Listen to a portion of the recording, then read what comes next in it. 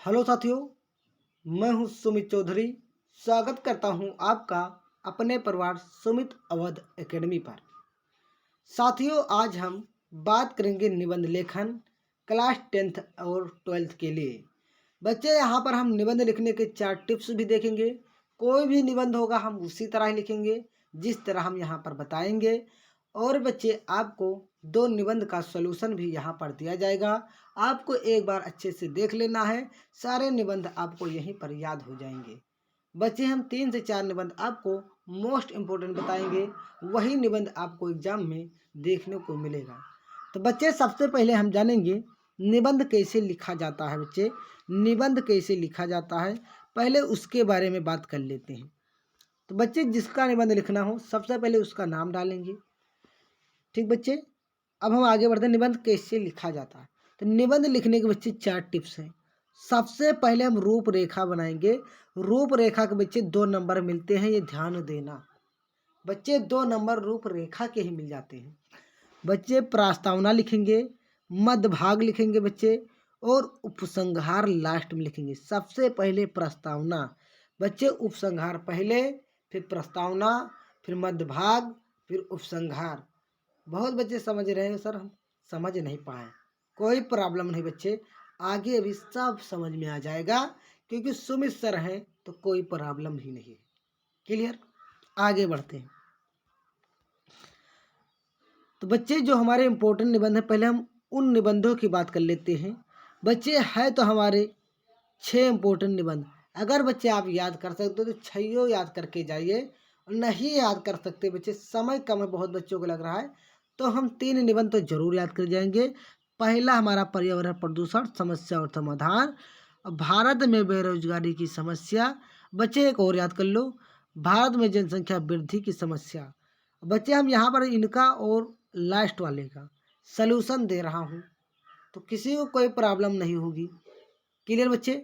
है तो आपके सारे इम्पोर्टेंट, लेकिन हम ज़्यादा बच्चे आपको याद करने के लिए नहीं कह रहे हैं। तो बच्चे, 3 उन निबंध तो हम याद कर जाएंगे ही। अगर ना आए तो फिर हम क्या करेंगे बच्चे, वहाँ बना के लिखेंगे, तो बना कर नंबर एग्जामिनर भी देगा। तो ये बात आपके दिमाग में होनी चाहिए। हम बच्चे 100 में 100 स्कोर कर सकते हैं हिंदी में, तो आप लोग क्यों ना 100 में 100 का प्रयास करें। सबसे ज़्यादा स्कोर करने वाला विषय आपका हिंदी है, तो सभी लोग पूरा जी जान लगा दीजिए हिंदी पर। वो आगे बढ़ते बच्चे, हम निबंध लिखने के हमने 4 टिप्स बताया। सबसे पहले हम यहाँ पर प्रदूषण पर निबंध देखेंगे बच्चे। प्रदूषण पर निबंध, तो बच्चे प्रदूषण पर निबंध लिखेंगे। बच्चे, प्रदूषण पर निबंध किस तरह आता है, पर्यावरण प्रदूषण समस्या समाधान। बच्चे, इसको इस तरीके से पूछ सकता है। अगर ऐसे कोई प्रश्न है तो उसका आंसर एक ही रहेगा, सारे प्रश्नों का आंसर एक ही रहेगा। तो बच्चे, आप पढ़ लीजिएगा स्क्रीनशॉट लेकर, कैसे कैसे पूछता है। ज़्यादा समय नहीं, मैं एक एक पढ़कर यहाँ पर नहीं बताऊँगा। बच्चे, आपको दिख रहा है, आप आराम से इसका स्क्रीनशॉट लेकर पढ़ सकते हैं। बच्चे, हमने बताया था निबंध लिखने के 4 टिप्स। तो पर्यावरण प्रदूषण समस्या और समाधान पर हम निबंध लिखना चाहते हैं, तो सबसे पहले रूपरेखा लिखेंगे। रूपरेखा को आगे से ब्रैकेट में बंद कर देंगे जिस तरह दिखाया गया है। बच्चे, 2 नंबर का है तो इसलिए हम रूपरेखा जरूर लिखेंगे। बच्चे, फिर नंबर 1 इसके अंतर्गत प्रस्तावना, अभी आपको बताएगा प्रस्तावना, फिर बताएगा मध्य भाग। मध्य भाग मतलब बीच वाले जो है टॉपिक, बीच वाले जो टॉपिक, जैसे प्रदूषण का अर्थ। प्रदूषण का अर्थ बच्चे बताएंगे। विभिन्न प्रकार के प्रदूषण बताएंगे। विभिन्न प्रकार के प्रदूषण के अंतर्गत वायु प्रदूषण आता है, जल प्रदूषण आता है, ध्वनि प्रदूषण आता है, रेडियोधर्मी प्रदूषण आता है, रासायनिक प्रदूषण आता है। फिर बच्चे, तीसरा टॉपिक हमारा हो जाएगा प्रदूषण नियंत्रण, और चौथा हो जाएगा उपसंहार। तो बच्चे, समझ में आ गया होगा। और बच्चे, लास्ट में हम फिर से ब्रैकेट को बंद कर देंगे जिस तरह यहाँ पर बच्चे बंद किया गया है। किसी बच्चे को कोई प्रॉब्लम है तो वो पूछ सकता है। ऐसे इतना हम लिख देंगे तो बच्चे 2 नंबर यहीं पर मिल जाएगा। आगे तो हमें भी 7 नंबर लाना है, और हाई स्कूल वालों को 5 नंबर लाना है। क्लियर? क्योंकि 9 नंबर इंटर का है और 7 नंबर बच्चे 10th का है। तो बच्चे, पहला हेडिंग हमारा प्रस्तावना होगा, फिर प्रदूषण, इसके अंतर्गत हमें बच्चे 5 हेडिंगें बनानी है जिस तरह बनाया गया है। फिर प्रदूषण पर नियंत्रण, उपसंहार, बहुत ही आसान भाषा में याद करा दूंगा। क्लियर? अब तो बच्चे हम लोग कोई भी निबंध होगा इतने हेडिंग तो बनाना सीख ही गए। हेडिंग हमें प्रस्तावना रूपरेखा जरूर बनानी है। क्लियर? नहीं आप कहोगे सर हमें हिंदी में नंबर कम आया, तो इसका वजह है आपने सही लिखा ही नहीं। बच्चे प्रस्तावना नंबर 1 डाल के प्रस्तावना हम लिखेंगे। बच्चे जो यहाँ पर हमने बताया है रूपरेखा में, इन्हीं सबका वर्णन एक एक करते हैं। बच्चे प्रस्तावना में लिखेंगे विश्व में तेजी से बढ़ती जनसंख्या भी प्रदूषण का कारण है। प्रदूषण आजकल एक गंभीर समस्या बन चुका है। औद्योगिकरण और शहरीकरण की तेजी ने पर्यावरण को प्रदूषित कर दिया है, जिनमें हवा, पानी और मिट्टी शामिल है। वनों की कटाई और औद्योगिकरण के कारण हवा अत्यधिक प्रदूषित हो रही है। क्लियर बच्चे? तो आसान तरीके से एक बार आप पढ़ लोगे तभी आपको याद हो जाएगा। अगर चैनल पर नए हो तो चैनल को सब्सक्राइब कर लीजिएगा। आगे बढ़ते हैं बच्चे, अब हम प्रदूषण का अर्थ देखेंगे।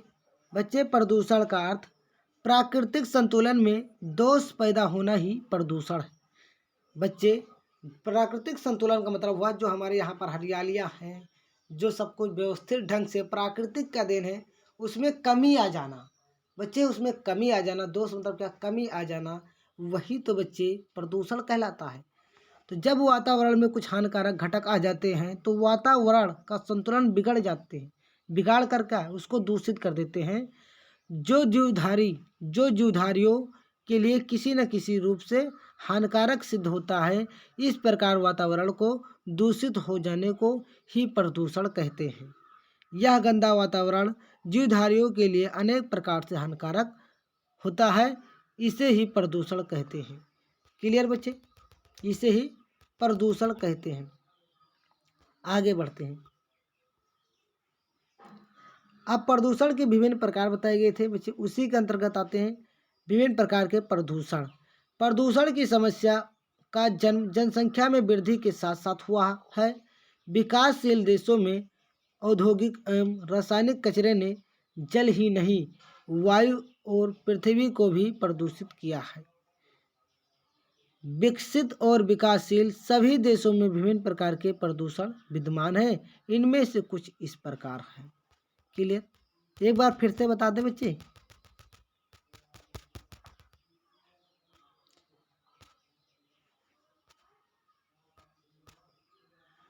प्रदूषण की समस्या का जन्म जनसंख्या वृद्धि के साथ साथ हुआ है।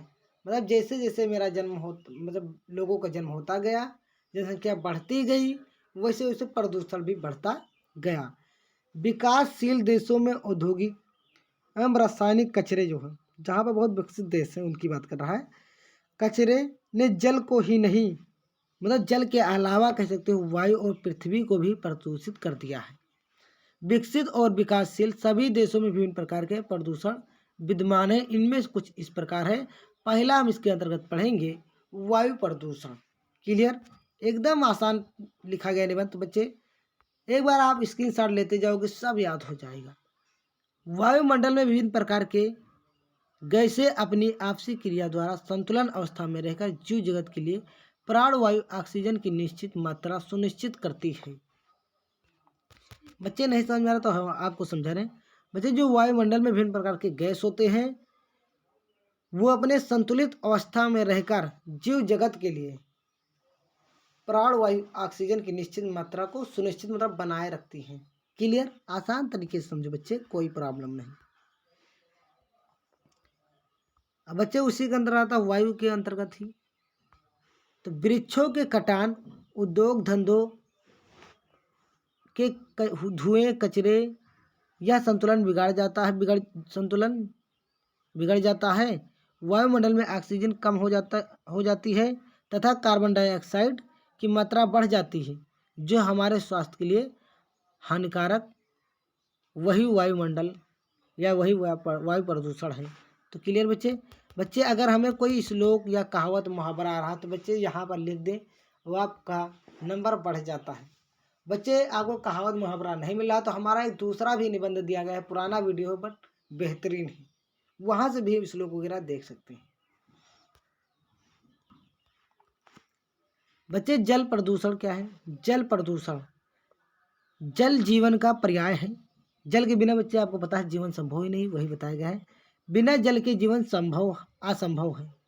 जल भी स्वच्छ और विकास रहित होना चाहिए। उद्योग धंधों का कचरा, रासायनिक तत्व आदि नदियों में मिलते हैं। यह जमीन के अंदर जाकर भूमिगत जल को दूषित करते हैं या प्रदूषित करते हैं। अब बच्चे ध्वनि प्रदूषण, ध्वनि प्रदूषण भी आज की नई समस्या है। बच्चे पहले ध्वनि प्रदूषण नहीं था, तो आज तो बहुत ज़्यादा ही है। तो आज की एक नई समस्या है। इसे वैज्ञानिक प्रगति ने पैदा किया है। इसे विज्ञान ने जन्म दिया है बच्चे, विज्ञान ने। जैसे मोटर, कार, ट्रैक्टर, जेट विमान, इनकी जो बच्चे आवाज़ें होती हैं उसी,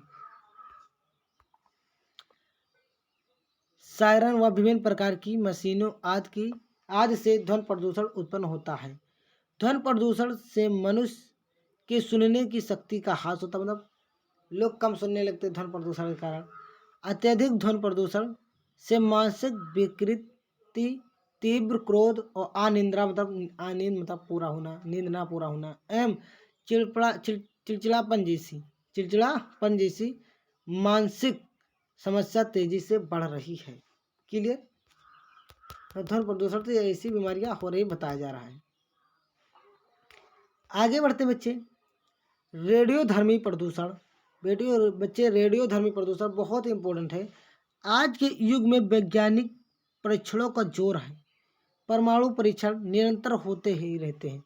अलग अलग देशों में रोज डेली कहीं ना कहीं परमाणु परीक्षण होते रहते हैं, जिसके विस्फोटक से रेडियोधर्मी पदार्थ संपूर्ण वायुमंडल में फैल जाते हैं और अनेक प्रकार से जीवन को क्षति पहुंचाते हैं, मतलब नुकसान पहुंचाते हैं। रासायनिक प्रदूषण, ये तो बच्चे बहुत ही ज़्यादा, कारखाने से बहुत बहते हुए अपशिष्ट द्रवों के अलावा रोगनाशक, कीटनाशक दवाइयों से और रासायनिक खादों से भी स्वास्थ्य पर प्रतिकूल प्रभाव पड़ता है। यह पदार्थ पानी के साथ बहकर जीवन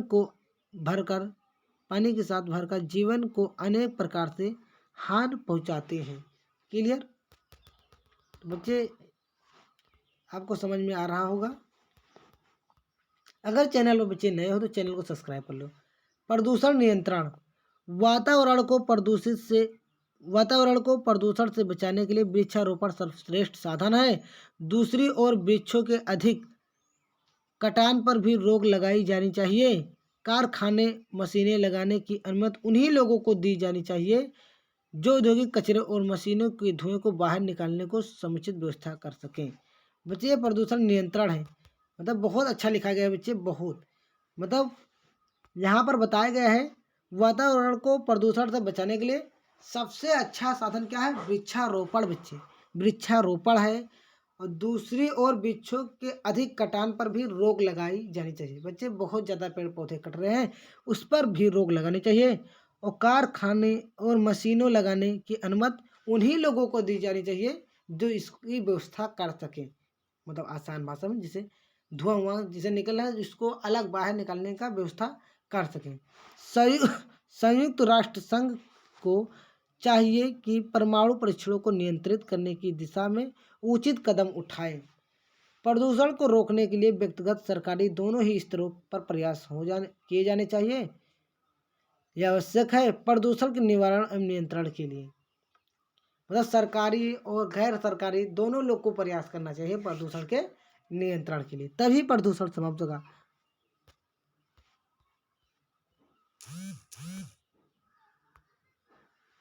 भारत सरकार ने कई महत्वपूर्ण कदम उठाए, जैसे वाहनों से निकलने वाले बच्चे धुएं को चेक करवाना, नए उद्योगों को लाइसेंस दिए जाने से पूर्व औद्योगिक कचरों के निस्तारण की समुचित व्यवस्था करना। उपसंहार में बच्चे क्या है, मतलब कोई भी फैक्ट्री वगैरह कुछ खोलना है तो पहले उसका सब व्यवस्था कर लो, कचरा कहाँ कैसे निकालना है, तभी आपको लाइसेंस दिया जाएगा। सरकार प्रदूषण की रोकथाम के लिए पर्याप्त सजग है। पर्यावरण के प्रति जागरूकता से ही हम और अधिक अच्छा स्वस्थ जीवन जी सकेंगे और आने वाली पीढ़ी को प्रदूषण के अभिशाप से मुक्त दिला सकेंगे। तो ये बच्चे हमारा निबंध था। पर्यावरण प्रदूषण का। अब हम विज्ञान पर बच्चे निबंध देखेंगे। विज्ञान पर ये बच्चे हमारा मतलब कॉपी पर लिखा गया हैंड रिटन नोट है बच्चे, इसको हमने ही लिखा, बहुत मेहनत है। तो चैनल पर नए हो तो चैनल सब्सक्राइब कर लो, आपके लिए ही लिखा जाता है ये सब चीज़ें। निबंध विज्ञान वरदान या अभिशाप पर हम पढ़ेंगे बच्चे। ये क्लास 10th के लिए तो बहुत इंपॉर्टेंट है और साथ में 12th के लिए भी इम्पोर्टेंट है। तो विज्ञान वरदान या अभिशाप है, इसी के बारे में बच्चे हम पढ़ेंगे। तो सबसे पहले बच्चे हम रूपरेखा ही बनाते हैं। रूपरेखा, उसके अंतर्गत प्रस्तावना, विज्ञान वरदान के रूप में, फिर उसके अंतर्गत जो विज्ञान से लग रहा है कि ये वरदान दिया, इससे हमारे बहुत सारे फायदे हैं। इस तरह हम 5 हेडिंगें बनाएंगे। आप एक बार पढ़ लीजिए, नहीं वीडियो बहुत लंबा हो जाएगा। बच्चे आपको समझा दिया जा रहा है। फिर तीसरी हेडिंग हुई हमारे विज्ञान के अभिशाप के रूप में उपसंहार। अभी आपको ऐसे ही पर्यावरण वाला बताएगा, ऐसे कोई निबंध होगा बच्चे हम लिख सकते हैं। क्लियर? तो इसको बच्चे छोटा कर दें ताकि बाद में वीडियो को एडिट करने में आसानी रहे। क्लियर?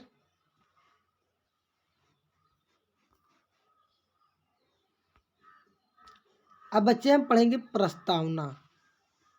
प्रस्तावना में सबसे पहले हेडिंग जो हमने वहाँ रूपरेखा में भी वो बच्चे 2 नंबर का होता है, उसी के हिसाब से यहाँ पर प्रस्तावना उसी का वर्णन कर रहे हैं, ये आपको पता होना चाहिए।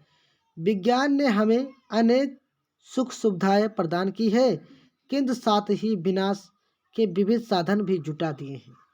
इस स्थिति में यह प्रश्न विचारणीय हो गया है कि विज्ञान मानव कल्याण के लिए कितना उपयोगी है, वह समाज के लिए वरदान है या अभिशाप है, ये बताया गया है बच्चे।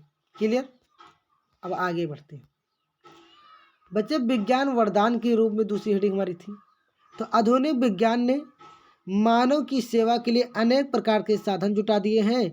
रातों रात महल बनाकर खड़ा कर देना, ये किसका देन बच्चे? विज्ञान का। आकाश मार्ग से उड़कर दूसरे स्थान पर चले जाना, शत्रु के नगरों को मिनटों में बर्बाद कर देना।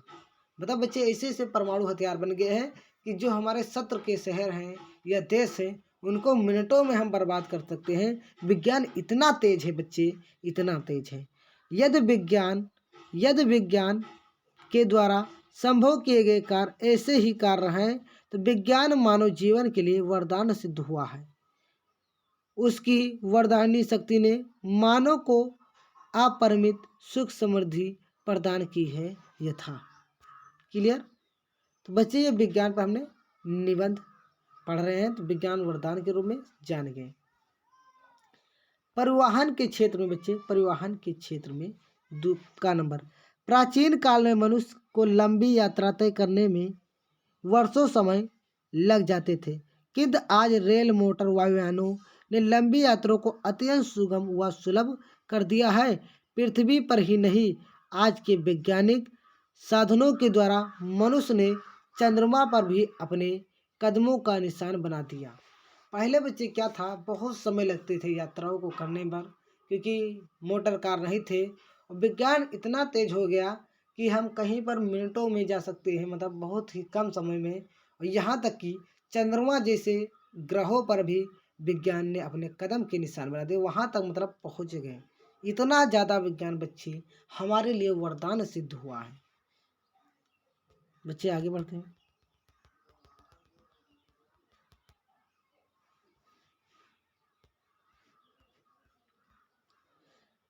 बच्चे संचार के क्षेत्र में हम पढ़ेंगे। संचार के क्षेत्र में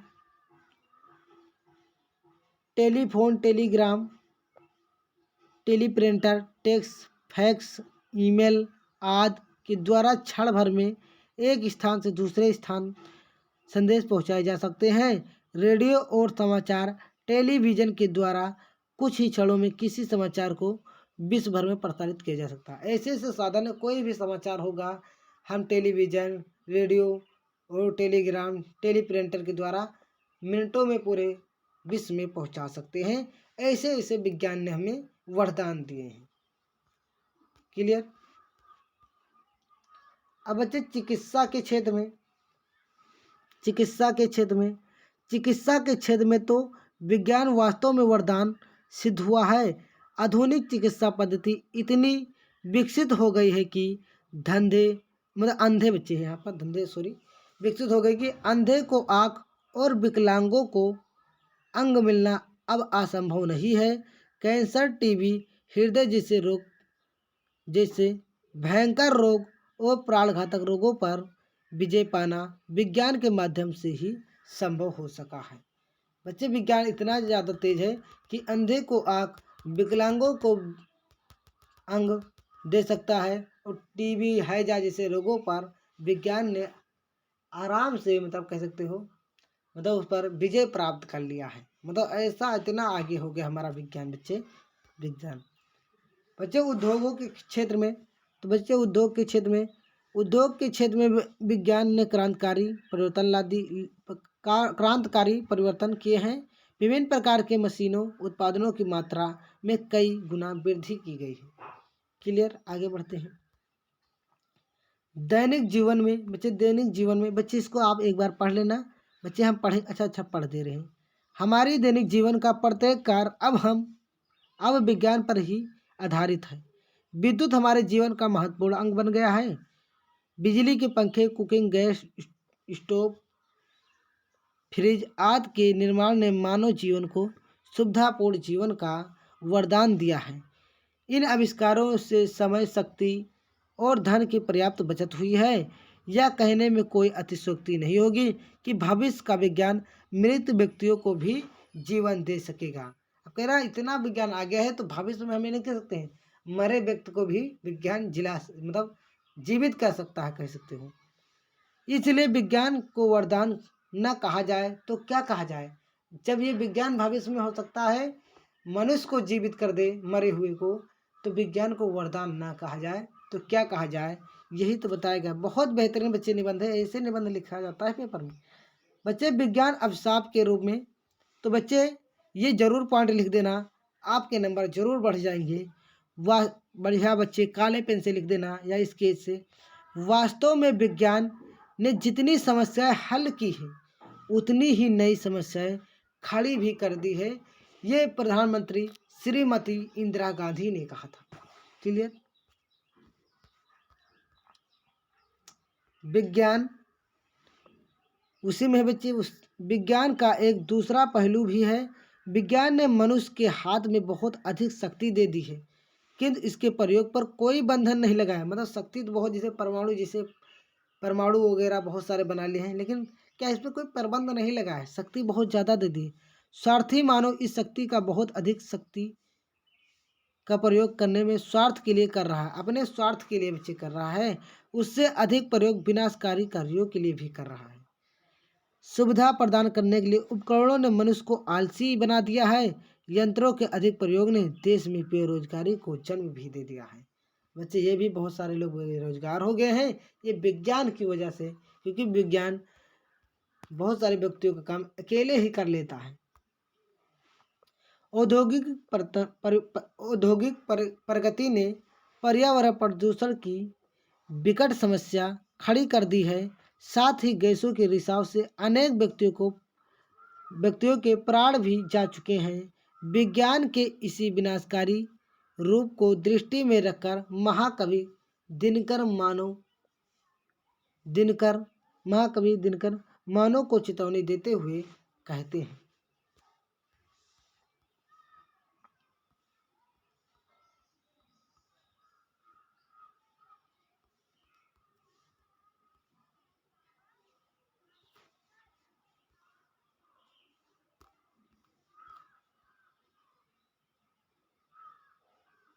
बच्चे यहाँ पर एक श्लोक रहता वही है, बच्चे लिखने में छूट गया है तो उसी को ढूंढ रहा था बच्चे। नहीं गलती से बच्चे छूट गया है, लिखा नहीं गया तो कोई बात नहीं बच्चे, आप लिख लेना चाहिए तो इतना आप यहाँ हटा ही देना बच्चे।